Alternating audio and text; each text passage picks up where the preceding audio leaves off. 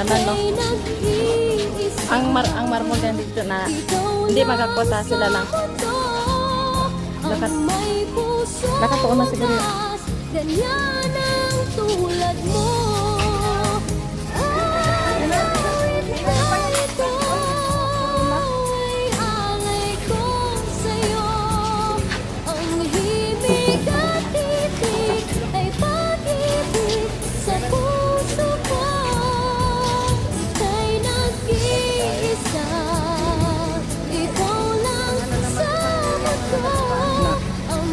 Sakit sa tatay.